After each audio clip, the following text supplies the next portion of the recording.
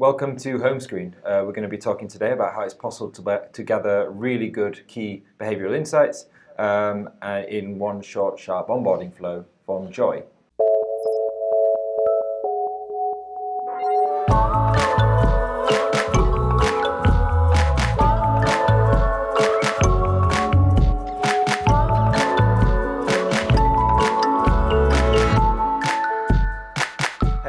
Welcome to the fourth episode of Homescreen by 11FS. I'm your host, Jim Safford, and just wanted to take the first off to apologise for last week's. Unfortunately, we had a few technical problems.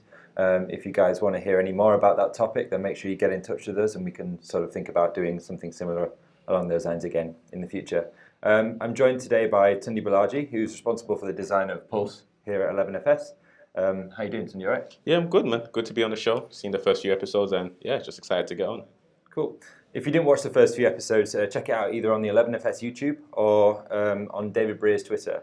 For a reminder of what Homescreen is, Tunde and I both work for the platform here at 11FS for the research team called Pulse. It's basically a repository of all these different digital banking experiences. What we do is we take a look at some of these digital experiences, see how they're built, and try and get some good key insights for you and the users to sort of figure out how to implement similar things yourselves or to see how your competitors are getting on. So today we're going to talk a little bit about Joy. This is the PFM app based out in the United States. And what we're going to do is we're going to sort of split that into 4 chunks. The first one will be sort of around how the onboarding flow starts, and then we're going to sort of move on from there to see how the other 3 work out.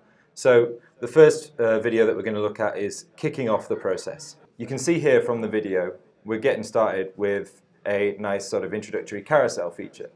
We've got these nice sort of introductory key elements, giving you a bit of a clue as to what's going to happen, and then a call to action invites us to sort of create an account by entering our phone number.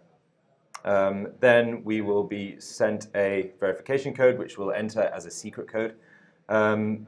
After that, we move through, and we've got this nice sort of completion video.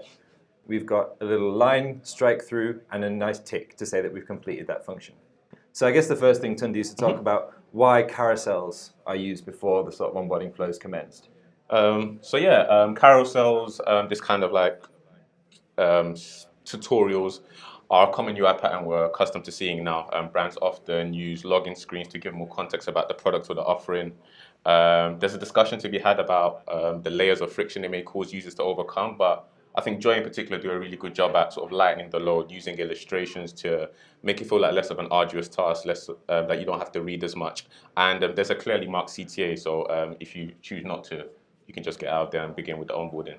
Sure. And there's also something really interesting to be said about the idea of preparing your users for what they're going to be seeing. So if you remember from that video, there was some clear calls to action within the actual tiles. There was sort of formatting that we can expect. And we can basically take a look at that and say, okay, I can expect that during this carousel, I'm going to see similar features in the actual app itself. So there's some really kind of useful primers for users to be able to kind of know what to expect, which is really sort of useful from a product perspective to get your users used to it. So the second part of that was there was an authentication process which took place. We wanted to kind of take a little bit of a look at why Joy started by using a mobile number. Joy have to undergo this very heavy data gathering task of trying to find out about the user spending habits, try to match them up with a money coach, and amongst a load of other things. So I think it makes sense to get authentication out of the way as early as possible. With verification, there's often times where you have to be taken outside of the flow to get a code, click a link. I could see why they place it here in isolation as opposed to like in the middle of the flow. And like I said, it's a heavy flow, so you'd want it to be as seamless as possible. For sure. And there's also like a verification process that happens. I guess there's also a discussion to be had around like what constitutes user names now. Like there has been, I guess, a bad rep for like entering like mobile numbers and stuff, especially around like financial products. There's all these like scary banking sort of adverts which say, we will never ask you for your mobile number or something like that. So there's kind of, I guess, this idea of a real change in the sort of dynamic around like, this is placing your phone at the centerpiece of the product. You know, you are using your phone first and foremost to get to check out your finances and to measure those things. So there is a really nice sort of introductory area there, and what that does is it's followed straight away by this sort of dancing guy. Joy in particular have like this very heavy emphasis on emotionally rewarding UX. So as you go through the process, you see loads of like little examples via the copy in the chatbots of them, just sort of encouraging users to complete tasks, and even throughout their actual sort of user journey, encouraging users towards their spending habits and the kind of spendings they do. It's just become like a staple part of the furniture of the Joy experience. So yeah, Sure. And I guess like so soon in, like why this early on in particular? Is there any reason for that? I think it's just to get consumers used to kind of receiving good feedback, receiving encouragement. Like I said, it's something that very quickly into the chatbot process we'd see, and I think it's just them getting users accustomed to a little pat on the back every time they complete something. Okay, that's interesting. Cool. So now that we've taken a look at that first bit, we're going to now take a look at the second video. So this is gathering information about our spending. So what we've seen here is the strike through, and we can then begin a chatbot, which will allow us to talk to Joy about a little bit of information. So we've got a series of sort of canned responses here. We will kick off by clicking one of those. And then this playful language throughout we can see, and then a few data entry fields. So entering in our first and last name, we've got sort of highlights on the relevant section that we're looking at. And then we've got an introductory message here, nice to meet you, and another series of canned responses. So real clear, simple data entry here. It's a click rather than anything strenuous. Here we've got a nice list, and there we're moving on to the topic of different types of financial vehicles being used here. We're just taking a look there at basically the introduction of the chat interface. This is a really important part of the offering here. Yep. So why do you think they've used a chat interface, and what are the benefits? Yeah. So chatbots in particular have always been like a really contentious topic in the UI UX community. There's a lot of leeway for miscommunication and frustrating back and forth with these chatbots. But one thing I think Joy do a great job at is asking very simplified questions, constraining sort of the data inputs. And one thing a chatbot does do is very well is sort of reducing the UI distractions. And it gives you like a very goal-orientated process. So I think that's one thing that you'd see benefit of this sort of chat interface onboarding. And then just one more pertinent to Joy, the conversational tones that the chatbot allows you to get across helps set the language for the user experience as a whole. So I think, chatbots work very well for them. Pretty cool. And there's also like a really interesting idea whereby like by using a chatbot, you're sort of moving away from just a form-based task, which a lot of onboarding flows can be, and sort of really helping to differentiate between the different forms of information that are being entered. One thing which is really interesting here is that it's so pertinent to Joy because of the amount of information they're asking. As you know, it's a sort of really behavior-heavy product. They need to gather a lot of information on their users in order to make it worthwhile. So being able to find interesting and diverse ways of getting that information is really important for them.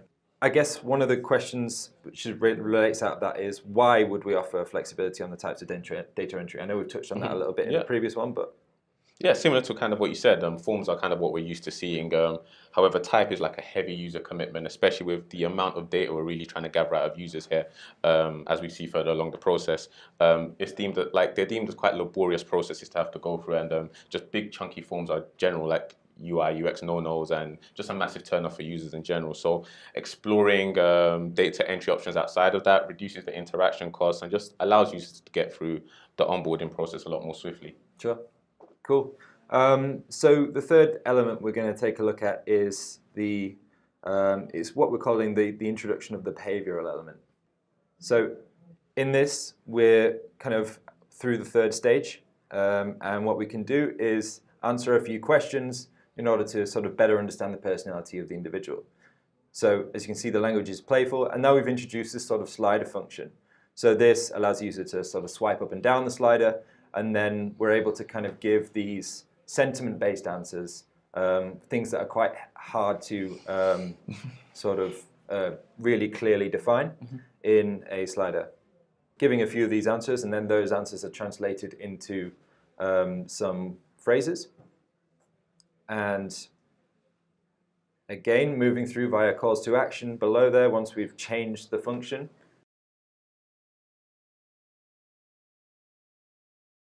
And there we've got a nice confirmation button to say that we're done and a display of our personality. So what Joy is doing here is building a profile around the user.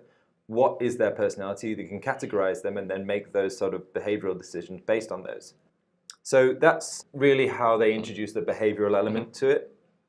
So I guess, again, we touched a little bit on this in the actual video, but what are the benefits of sort of using things like sliders, dials, interactive elements in the form like that?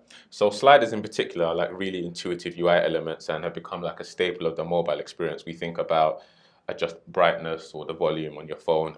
It's just something that we become very used to. So it makes sense to sort of transition these staples of UI into other interactions that we may have. And sliders in particular, and pertinent for sort of Joy's process there, is it allows you to explore a wide range of options very quickly, especially when you're looking at a continuum like brightness or sentiment. You're not happy, but you're not sad, and there's like a load of nuanced places in between that you can be, and sliders allow you to sort of quickly scroll through each of them and find, am I a bit happy but not too happy? Am I a bit sad and not too sad? And then go back and forth as you will, all within one sort of brief interaction. So yeah, I think sliders are a great choice for this particular interaction, and very intuitive, like I said. Yeah, and there's loads of like real, as you say, like the gray area in between. What it allows them to do is to sort of gather key bits of information about you and put you into pots. That's the point of the exercise.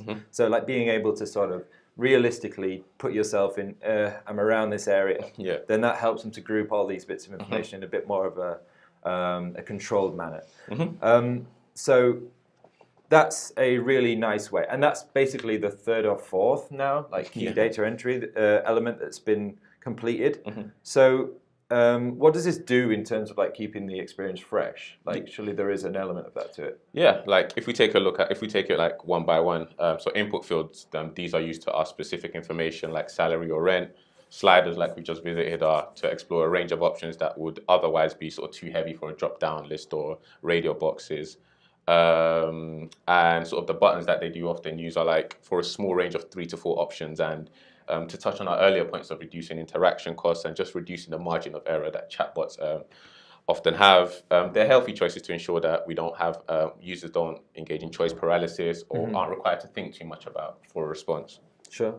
That's really interesting, actually. I guess the idea of like reducing the interaction cost here is so important. Like the idea of getting rid of as many frictive elements, make sure that, like as we alluded to it a little bit before, the idea that this much information on the user is being required. This is even before the idea of like actually gathering financial information on the user. So we're asking all these different kinds of questions, and they managed to kind of do so in a fresh way. So I guess the final video that we're going to look at is what we're going to call the engaging of the chatbot. On this video, we've got a nice sort of call to action. We go forward with it, and we're told how many questions we're going to be asked.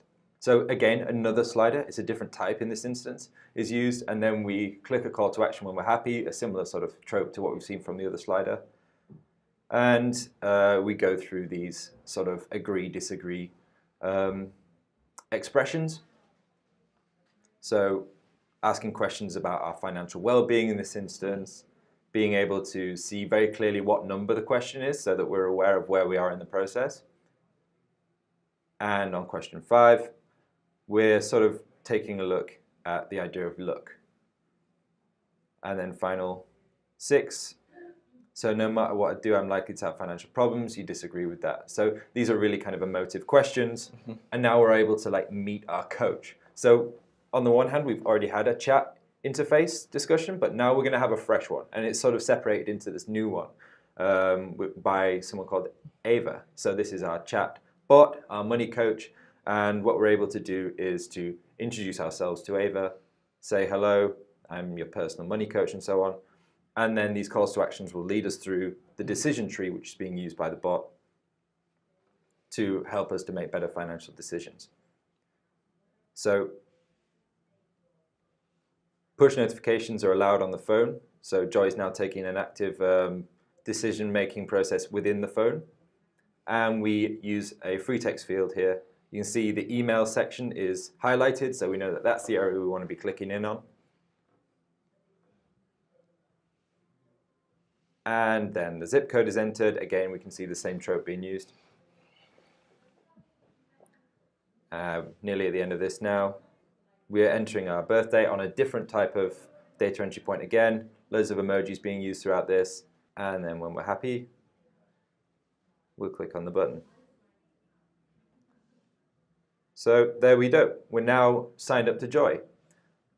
So, sorry, that was a little bit on the long side, that video, but what it does really well is showcases all of the relevant information that the bot is able to capture and how they're able to differentiate between these two forms of chat-based communication. So on the one hand, we've already had a chat-based discussion, and then on this new hand, we're going to have a money coach. So it's essentially the same thing, but it's a slight change of language.